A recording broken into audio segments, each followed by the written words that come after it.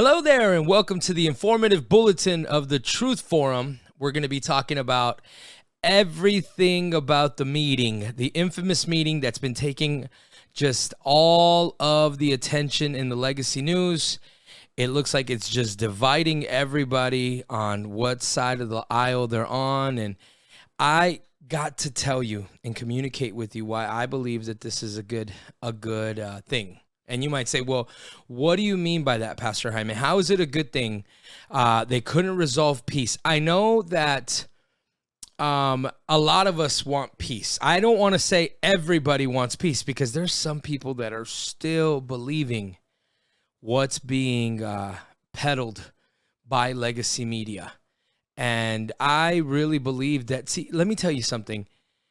Things like this they're not nice. They're not easy. They're always going to be just casualties. And how do I explain it? Once you start seeing behind the curtain, it reminds me almost of like The Wizard of Oz. If you ever seen the movie of The Wizard of Oz, which I'm sure many of you have, and many of you youngins probably have not, the whole point of The Wizard of Oz is that once they got behind the curtain and they got to see the wizard that was manipulating and acting like it was an all-powerful wizard, they found out that it wasn't like they thought. And see, this is what I believe is going on right now. We are getting to see what our government really is. And this is amazing to me when it comes to me being as a believer in the Lord, because we talked about this so much. We talked about exposure. We talked about letting God really deal with these situations, these things. So I really want to show you. I want to say about 9 minutes of the clip. Is that what it is, producer? 9 minutes, right? 9 minutes of the clip. It was a total of about just over 45-minute time that Zelenskyy was there at the White House Oval Office, and it was very, very intriguing. Let's go ahead and play that, please. I already mentioned Poland. Poland was under Russian control for decades after the Second World War. When I was a kid, I looked at the United States not only as a most powerful country, richest country in the world, the country that has great music, great movies, great muscle cars, but also as a force for good. And now I'm talking with my friends in Poland, and they are worried that you align yourself too much with Putin. Okay, stop right there, really quick. So, see, this is what the legacy media does, and they're masters at it. They know how to play with your emotional heartstrings. So if you noticed right there, he begins his question by saying, oh, I remember growing up in Poland and seeing America as this perfect beacon of light. And I remember that you guys have the best music and muscle cars. And automatically what he's saying, he's trying to take Trump into this nostalgic state. And then he goes and he tries to get him in to kind of ruffle his emotional feathers. Because, see, this is what they do.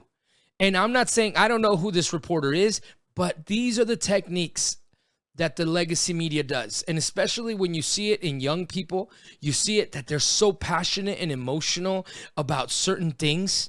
And you say to yourself, like, okay, wait a second. Like, you weren't even alive in the 80s. You weren't alive in the 90s, but yet you're so passionate about this.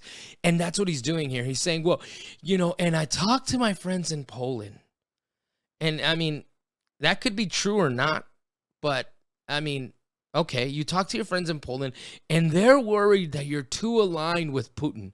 Again, the whole point that Zelensky's there in the Oval Office is to sign a mineral deal. He's supposed to go into the Oval Office to sign a deal that would give the United States some leverage, not even as taking possession of the minerals, but becoming a partner with Ukraine. So in other words, what Trump is trying to do is work out a deal with Ukraine to where we can make some profit back, some money back. They were talking about $500 billion. So you're going to see here how Trump mentions that we as a country have sent $350 billion over to Ukraine, and he wants to sign a $500 billion deal with Ukraine in exchange for, it's valued in $500 billion, but it would be in regards to their minerals, because the country is very rich in resources. So when this reporter brings this question, he brings this question looking to bring division and a wedge between him and Putin. And I'm telling you, this is how they do it. They bring in this emotion. I remember the United States and their past glory. I remember how, it was great. Go ahead and keep playing it, producer. Yourself too much with Putin. What's your message for them? Well, if I didn't align myself with both of them, you'd never have a deal. You want me to say really terrible things about Putin and then say, "Hi, Vladimir, how are we doing on the deal?" That doesn't work that way. I'm not aligned with Putin. I'm not aligned with anybody. I'm aligned with the United States of America and for the good of the world. I'm aligned with the world, and I want to get this thing over with. You see the hatred he's got for Putin. It's very tough for me to make a deal with that kind of hate. He's got tremendous hatred. And I understand that, but I can tell you the other side isn't exactly in love with, him either. See, and that's what he's saying. We could pause it. He's saying, I can't come to a table with Russia to try to sign a peace deal, and you want me to sit here and badmouth Putin. You want me to sit here in front of Zelenskyy and just kind of side with him. We're never going to work a deal. And I love that he said that. He says, what do you want me to do? Hey, Volodymyr, how are you? And the truth is that that's not going to get us to peace. What I believe that Zelenskyy was doing in the past was he was just meeting with the Biden administration, and they were folding. They were folding to everything that he was asking for. They were folding to whatever money he needed, and basically all to appease him to keep the war going on. I'm sorry, producer. I keep interrupting the clip, but these are important things that people don't really know about. Go ahead. So it's not a question of alignment. I have to. Well, it doesn't look like we have sound there. With, him either. So it's not a question of alignment. I'm aligned with the world. I want to get the thing set. I'm aligned with Europe. I want to see if we can get this thing done. You want me to be tough? I could be tougher than any human being you've ever seen. I'd be so tough. But you're never going to get a deal that way. So that's the way it goes. All right, one more question. Hey, I want to respond to this. So look, for 4 years in the United States of America, we had a president who stood up at press conferences and talked tough about Vladimir Putin, and then Putin invaded Ukraine and destroyed a significant chunk of the country. The path to peace and the path to prosperity is maybe engaging in diplomacy. We tried the pathway of Joe Biden of thumping our chest and pretending that the President of the United States' words mattered more than the President of the United States' actions.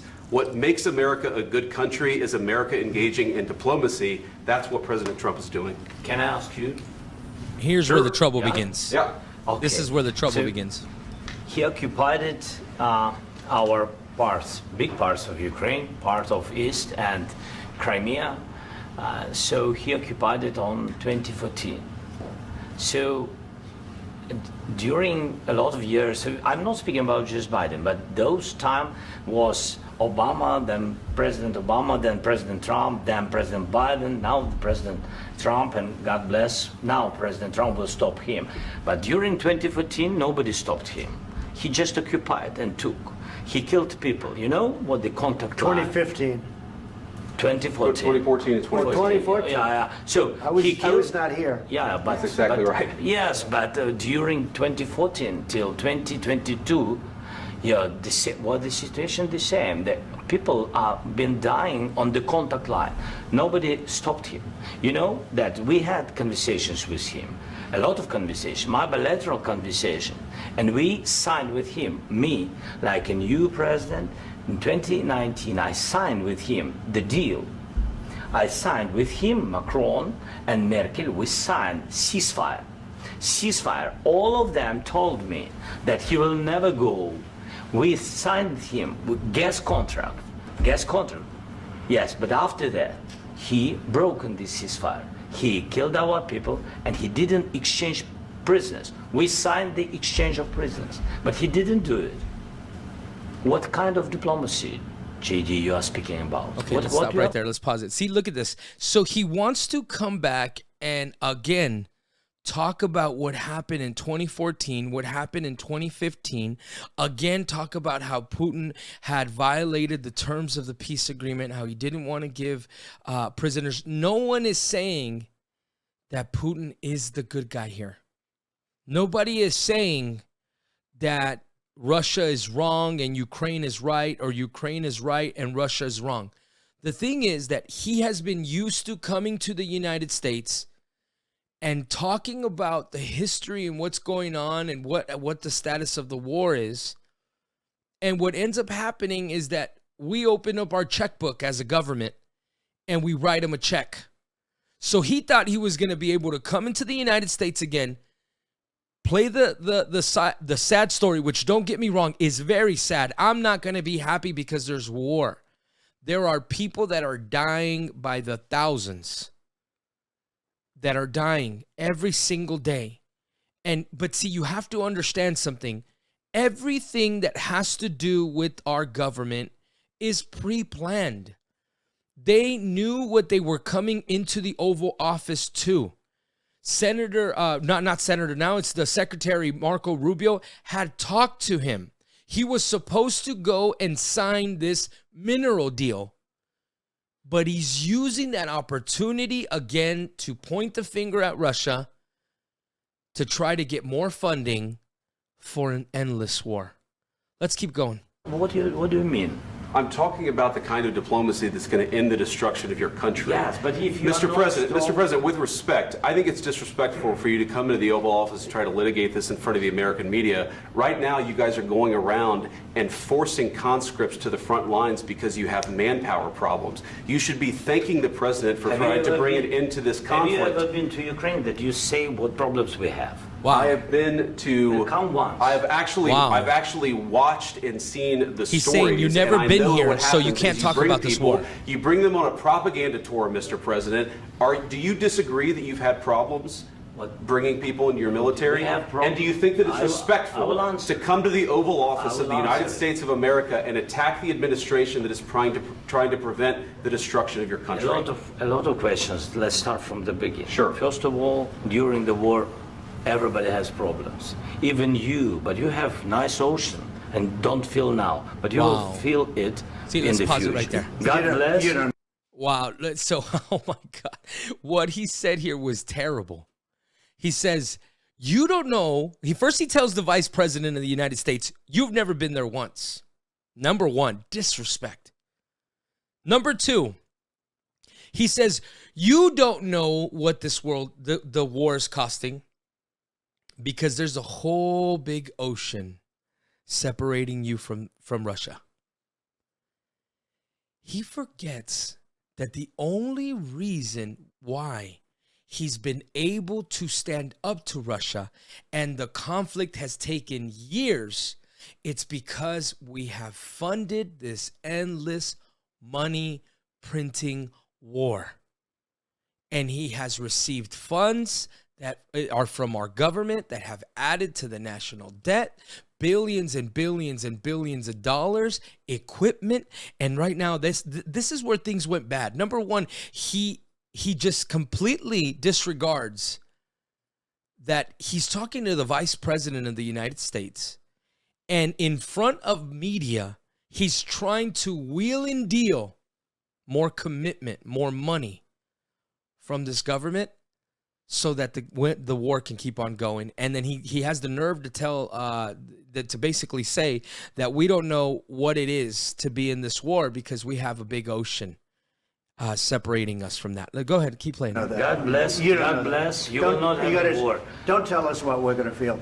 We're trying to solve a problem. Don't tell us what we're going to feel. I'm not telling you. Because you're in no position to dictate that. Trump is trying to hold back. You're in no position to dictate what we're going to feel. You We're going to feel very you will good. Feel influence. We're going to feel very good and very strong. You will feel influence. You're right now not in a very good position. You've allowed yourself to be in a very bad position, and he happens to be right about it. From the very beginning of the war. You're not in a good position. You don't have the cards right now. With us, you start having cards. Right now, you don't. You're playing cards. You're playing cards. You're gambling with the lives of millions of people. You're gambling with World War III. You're gambling with World War III. And what you're doing is very disrespectful to the country, this country. That's back to you. Far more than a lot of people said they should have. Have you said thank you once? This entire meeting? No, in this entire meeting, have you said thank you? You went to Pennsylvania and campaigned for the opposition in October. Offer some words of appreciation for the United States. See, so right there, J.D. Vance, you could tell he's heated. Trump is heated. And J.D. Vance tells him, you haven't said thank you since the whole time that they sat in this meeting. And then he brings it out. This is it. He says, you went and you campaigned for the other side. You got to understand something. Zelenskyy has said thank you. He said thank you every time we were cutting him a new check. And so you got to understand something. The Democratic Party would bring him in, right? Bring him in and bring him out on a platform and bring him like a war hero. Everybody's just shouting, yay, put out your Ukraine flags, everybody, put it in your yard.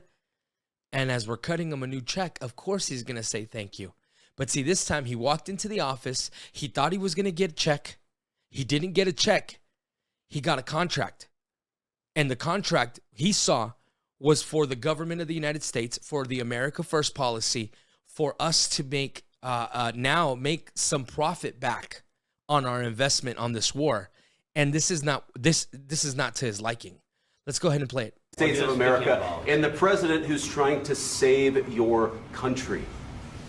Please, you think that if you will speak very loudly about the war, you can... He's not speaking loudly. He's not speaking loudly. Your country is in big trouble. Can I Wait a answer? minute. No, you've done a lot of talking. Your country is in big trouble. I know. You're not winning. I know. You're not winning this. You have a damn good chance of coming out okay because of us. Mr. President, we are staying in our country, staying strong from the very beginning of the war. We've been alone, and we are thankful. I said thanks you haven't in been this alone. cabinet. You haven't been alone. In this cabinet. We gave you, through this stupid president, $350 billion. You voted we gave for you your military equipment, and you men are brave, but they had to use our military. What about if you didn't have our military equipment, look at that push right there. You see that? didn't have That our push? military equipment, Man. this war would have been over in 2 weeks. In 3 days, I heard it from Putin. In 3 days, this is something Maybe new. less. In 2 weeks, of course, yes. It's going to be a very hard thing to do business like this. Again, I tell you. just say thank you. I said a lot of times to American people. Accept that there are disagreements, and let's go litigate those disagreements rather than trying to fight it out in the American This is key right media here, what when Trump you're says. wrong. We know that you're wrong. But you see, I think it's good for the American This people is to what see Trump- what's going I on. understand, sir. This I is think what he it's very wants. important. That's why I kept this going so long. There it is. You have to be thankful. You don't have the I'm cards. thankful. You're buried there. Your people are dying. tell you You're again, running I low know. on soldiers. Don't- Listen, don't, please, you're running Mr. low President. on soldiers. It would be a damn good thing. Mr. And President. then you tell us, I don't want a ceasefire. I don't want a ceasefire. I want to Come on, go lower it. and I wanted this. Look. If you could get a ceasefire right now, I tell you, you take it so the bullets stop flying and your men stop getting killed. Of course, we want to stop the war. But you're saying you don't want a ceasefire. But I said to you, I want a ceasefire. with guarantees. Because you'll get a ceasefire faster than an agreement. Ask our people about ceasefire, what they think. That wasn't doesn't with matter me. for you what- That what wasn't this with me. means. It That was wasn't with with you. a guy named Biden who was not a smart person. This That is was your, with, this that was is with your Obama. president. It was your president. Excuse me. Come on, it was that with was Obama. with Obama, who gave you sheets, and I gave you javelins. Come on, these are Yes. missiles. I gave you the javelins to take out all those tanks. Obama gave you sheets. In fact, the statement is Obama gave sheets and Trump gave javelins. You got to be more thankful, because let me tell you, you don't have the cards. With Come on. us, you have the cards. But without us, you don't have any cards. One more question to Mr. Vice President. I'm sorry. It's going to be a tough deal to make, Um, because the attitudes have to change. what if Russia breaks? That is crazy. And see, I thank the Lord. I'll be honest with you. You might say, well, what are you talking about? Pastor Jaime, you're crazy. That went so bad. I thank the Lord because the American people are winning. Trump said it. I allowed this to go this far. Why? Because he wanted the American people to see what was taking place to us.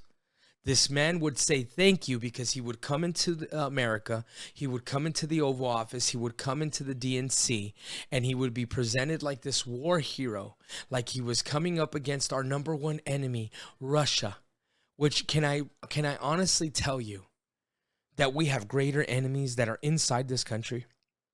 That is the plain truth. And we're seeing this transparency in government that we've never seen before. And it is scary. I'll be honest with you. I'll be the first one to tell you. It's scary to think that there is a great possibility that we could go into a World War III. But at the same time, this is what we voted for. We want America First policies. We want the American people to be taken into consideration. And the truth is that at the end of the day, if we're going to work out some peace, we cannot be focused on division. We need to focus on unity. And this is what Zelenskyy failed in. If he would have came in looking to do the mineral deal with the United States, then letting the United States bring Russia to the table, work a deal out where both parties could come in, sit down with President Trump, we would be able to work a peace deal. And then this whole thing would end. But see, this is what now let's go beyond this. And what I mean by beyond this, you have to understand something. The EU, the European Union, has stated that they want this war to continue for at least another year. That is insanity. It would be another year of American money going over there, another year of people dying, another year of hostility and just a money printing machine. Because Zelenskyy had stated, I believe about a month ago, if I could be wrong in this, he said about a month ago that he had only received half of the money that we said that we've sent over. So after a few hours after the meeting, President Trump tweeted something. Well, he didn't tweet it. He put it on Truth Social, if we can put that up. And I want to read it here with you guys. It says like this. This is a statement from Donald Trump a few hours after the meeting. He said, "We had a very meaningful meeting in the White House today." It's meaningful. I'll tell you why. Because the American people, you and I, got to see Zelensky's true colors. His true colors is, I'll be thankful as long as I keep coming back to my piggy bank. I saw a lot of memes, and it was like a teenager that was being told no by daddy. Much was learned that could never be understood without conversation, under such fire and pressure. It's amazing what comes out through emotion. And I have determined that President Zelenskyy is not ready for peace if America is involved. And see, this is the thing. If America does not harbor a peace deal, if America doesn't bring the peace deal, I'm afraid that they are not going to come to a peace deal at all. Let's keep reading the last of it. It says, let's see here, is not ready for peace if America's involved because he feels our involvement gives him a big advantage in negotiations. And that's the thing. Right now, what's happening is that Ukraine is being criticized greatly because they do not have the manpower. They do not have the manpower to keep fighting the war. And you're seeing older and older men on the battlefield. That means that they're running out of young people. And it's a sad, sad thing because it's young people, it's young men that are paying the price, the ultimate price in the front lines. I don't want advantage. I love this about Trump because he's very transparent. He's saying exactly what he means. I don't want advantage. I want peace. He disrespected the United States of America in its cherished Oval Office. He can come back when he's ready for peace. Now, this is what the EU is going to do. The EU is going to look to step in. The EU is going to look to step in. They're going to look to try to keep financing the war. The problem is that they're broke. They don't have the money. See, you got to understand something. We are the money printing press of the West. When we say the West, what is the West? The West ideals, the freedom of speech, the freedom of religion, the capitalism, if you will. That if you want to believe that it's real capitalism these days, But the reality of it is that without the United States funding these endless wars, what a coincidence that the moment that we close Afghanistan, we have to open up a new war. And see, this is what people don't understand, is that the EU is banking on the war keeping going on, and they want it to keep going. They want the United States to just continue to be more in debt. As long as us, the taxpayers, we're asleep, we don't know what's going on. And Tucker Carlson, I want to show this tweet because we had Lindsey Graham. Lindsey Graham is not, oh man, it's so funny because back in the day when I first started learning about politics, Lindsey Graham was one of those guys that I truly believed his words. I thought he was sincere. And when the conflict in Ukraine started, I got to see a video of Lindsey Graham in Ukraine talking about how much he just relished Russian people getting blown up. And when I saw that, I thought to myself, there's no way that a good man can say that he's going to relish war and people dying, losing their life. So immediately after the meeting with Zelenskyy and Trump in the Oval Office, they kicked him out. Zelenskyy couldn't even eat his lunch. They gave the lunch to the staffers. And then Lindsey Graham comes on camera and begins to just completely, disassociate himself from Zelenskyy, like immediately starts talking about how, this isn't what he signed up for, yada, yada, yada. But see, this is insane to me because this is politics. Politics 101. They use you when they need you, and then when they don't need you, they discard you. So it's the writing on the walls, and this is what Tucker Carlson was saying. If we can put that tweet up. Tucker Carlson says this: one of the most striking things about yesterday's Zelenskyy press conference was Lindsey Graham's reaction to it. The two are old friends, but Graham disavowed him within the hour. This was more than just transactional disloyalty. It was scapegoating. That's exactly what I believe. Lindsey Graham knows what's coming. Over the past 3 years, with the tact support of Western patrons, the Ukrainian government has committed a remarkable number of serious crimes. The Ukrainians sold huge quantities of American weapons. Now, this is, I don't know this, but this is something that he's reporting. Now, you gotta understand, Tucker knows his stuff. So if he's saying this, I believe it. The Ukrainians sold huge quantities of American weapons on the international black market at 20 cents on the dollar. These weapons are now in the hands of armed groups around the world, including Hamas, the Mexican drug cartels, and forces now controlling Syria. God knows what the Ukrainians have done with the pathogens in American biolabs in their country.